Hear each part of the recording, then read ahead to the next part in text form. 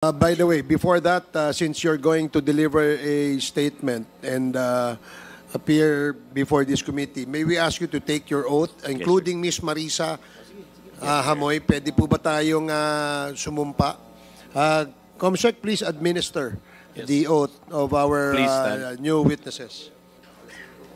Do you swear to tell the truth, the whole truth, and nothing but the truth in this congressional inquiry, so God will help you?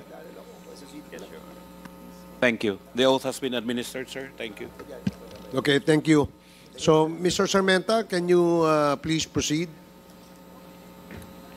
Having had the golden opportunity to serve the late Chito Gascon as his consultant for communications starting in early 2016, I coordinated when the war on drugs started with at least 40 international news teams or international reporters doing stories on the EJ case of war on drugs.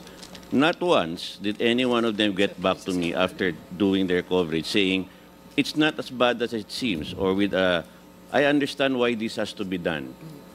All of them were always more appalled, more outraged compared to the day they arrived at our airport named after someone assassinated on its tarmac.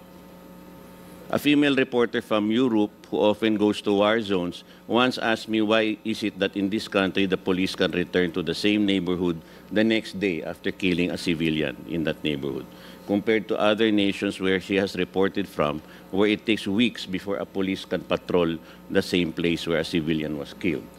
Kasi nga po, babatuhin sila or whatever.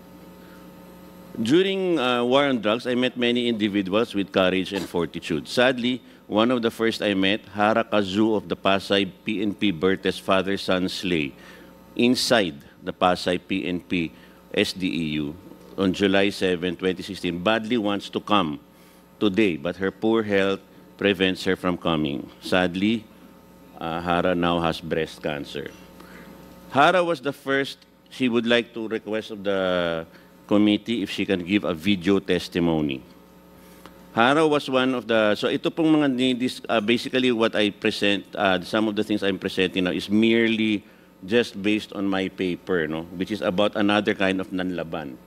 What happens to the victims after nanlaban sila legally? And actually, lalamunin ka na sistema. Nothing will happen to your effort to find justice. So that's another angle, no, that I think we should take a look at the lawfare, the law that is happening against the victims. Wala silang nahahanap na talagang ano. Now, Hara was the first EJK widow to speak in the 2016 Senate Justice Committee investigations. During those hearings, then PNP Chief Bato de la Rosa presented the two shooter cops to the Senate, nandun mismo sa Senate, and promised a quick resolution. Pasay RTC released, so hindi naman po nahuli yung judicial ano, Pasay RTC released a warrant of arrest by first quarter of 2017. But then nothing, totally nothing. Even after Hara herself bumped into one of the cops on the street, and I went quickly to the NCRPO chief then, General Guillermo Elazar, to report. So, wala pa rin. Pero si biktima nakikita. But PNP claims, hindi makita, ang gagaling nila magtago. So, soon after that meeting on the street, a year or so after, the RTC archived the warrants. Nothing happened until, take note, November 2024, when Hara herself told me she's had some scuttlebutt that one of the cops, PO2 Alipio Balo, might be incarcerated. My own networks confirmed he was indeed in the Pasay City Jail for shooting someone else. So isa pa po yun na hindi, kung ginawa lang sana yung paghahanap or ginawa talaga yung pag-aresto, hindi na sana may iba pang nabaril. Hindi yata po EJK yung itong second biktima. The CHR has confirmed that he is indeed incarcerated there. So why did it take so many years of shooting and then the shooting of another victim for Alipio Balo to be behind bars? So I think I would like to ask the body to demand Pasay PNP and NCRPO investigate this and provide proof that Balo was not receiving his PNP pay after second quarter of 2017. Kasi I have a suspicion he still was. It saddens me that this war gave free rein to so many elements and hardly any guardrails established, even if cases like the Bertes double slay had been clear warning signals early on, very early, July 7 pa po to, no?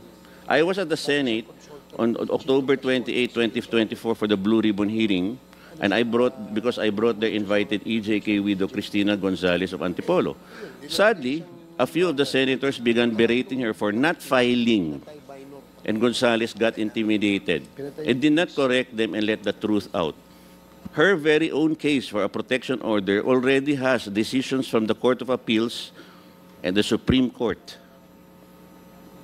The Supreme Court deciding on August 22, 2022. No? All decisions by the High Court were in favor of Cristina Gonzalez, and all noted that the death of Joselito Gonzalez is an EJK and must be investigated. To this very day, no investigation has been initiated by any of the bodies who could do investigations. So may High Court decision ka na, yung pwede naman mag-imbestiga, hindi naman kumikilos.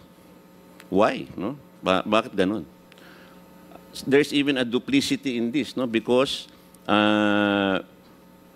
once the Supreme Court announced that, actually, the state submitted that to the ICC, claiming that this is a sign that the victims can get, and the ICC rebuffed, no, this effort by saying, no, that's not even a criminal investigation.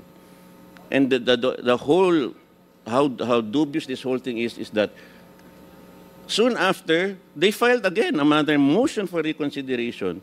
Pinagmalaki sa ICC na ito daw yung ano, tapos mamaya-maya, hindi nakuha yung gusto, may motion for reconsideration na naman, na ifa-file about the protection order. Gaano ba dangerous itong si Cristina Gonzalez na talagang aanuhin na huwag magkaroon ng protection order. The lawyers, unfortunately, she's not here today, but the lawyers, Dargon Law Office, who represent her, as well as Marisa, are here. No? So, monitoring these cases and regularly meeting at the affected families is an advocacy I do. No? And I stopped being with, so I'm not exactly a professional person doing this, and I stopped being with CHR when I went to Myanmar in 2018 and taught there for a year. No? So in August of 2024, I presented the paper which I had submitted on the 7th International Conference on Human Rights, no, in Malang City, East Java, Indonesia. No? And that's where I put all this. My main reason for writing the paper is also to show that, kasi ang laging sinasabi, hindi naman naka-file yung victims. Hindi raw naka-file. And then as if the system is working, and they're always just talking about the Kian de los Santos case and the Arnaiz case. Dalawa lang naman yung babanggit nilang natatapos. So, ano ba talaga? No? And then lastly, I'd just like to say, I think we should also look at the point of, and I think Marisa's case is a clear example that, yes, meron nga mga violations of the right to life, meron din napakalaki rin yung violations of the equality before the law. Nababaril ng mga tao, walang warrant, walang kung ano-ano, walang ano-ano, and yet, the people who should be investigated for doing those things, ang daming kiniklaim na kailangan nila ng ganitong protection from the law, etc. etc. It's twisted. So, if I may ask, Joel, no, Mr. Sarmenta, ang suspect doon sa pagpatay doon sa anak ni Marisa ay member ng Philippine National Police? Yes, sir. These are I think she can discuss it, and the lawyers also more. These are unfortunately right here, because Marisa is from Payatas, and this is in short QCPD Station 6. So pwede ba nating marinig ang Yes, kwento ni Marisa? I often bring that up po na how can there be a police station which kills 100 people in a year's time, and there's no investigation why that. So how many people were killed in Payatas alone? Station 6 po, their whole area of responsibility, 100. Umabot po ng 100. So ang area is only Station 6? Yes. Yung Station 6, yan yung Payatas? Yes, and in the first year of the Duterte administration, Lamampas po ng, I think it's 102 or 100. 102 ang namatay. Killed by the PNP of Station 6. Okay. At ito ay related sa drugs. Yes. And Ang in the... mga suspect